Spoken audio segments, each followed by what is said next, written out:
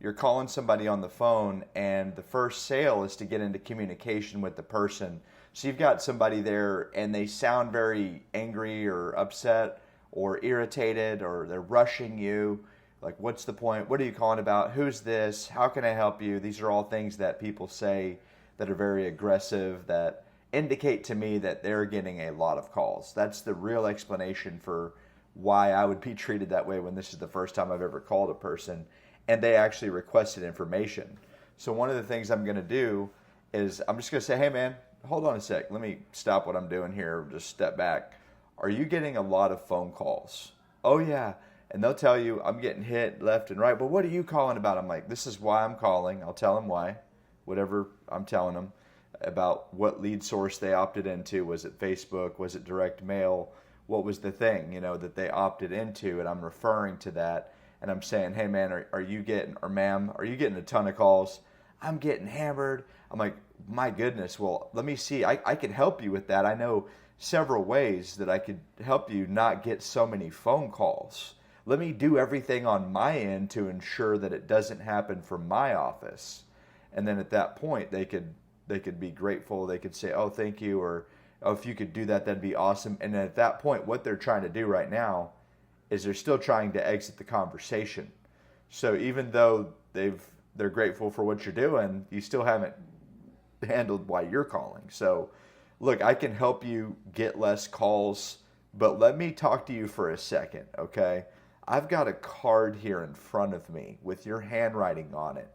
And it had to do, I didn't send anything in. Okay, no problem.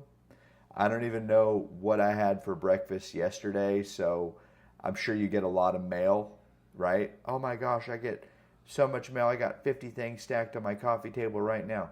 No problem.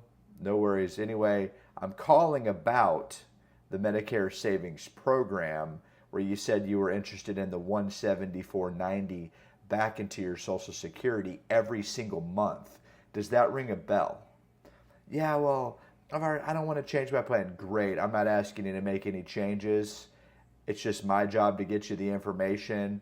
And Sarah, whatever you decide to do with it is going to be completely up to you. And you can make a decision whenever you're ready. Anyway, you do got Medicare Parts A and B, right? Oh, yeah. Do you get Medicare and Medicaid or just Medicare?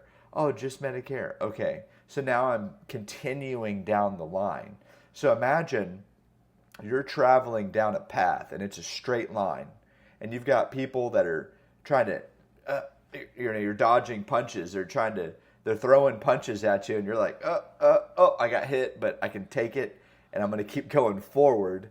And that's exactly what we're doing on every call or every presentation. Some are going to be worse than others. In fact, the sales that I actually get the most skeptical of are the ones where there's like no resistance. Like if I have zero resistance in anything I'm doing the entire way through, I'm like, this has got a good chance of charging back on me. So the best customers I have are the ones that kind of fought me for a few minutes, We had a little match, boxing match with words for just a few minutes. And then we were able to get right into the presentation. Just they're throwing little things at you that aren't even real. And I'm not arguing with them. I'm not trying to be aggressive. I'm not trying to be argumentative.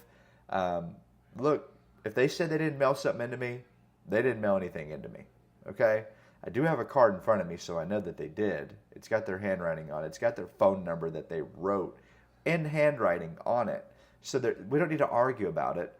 And some people will, they might even know that deep down that they did it.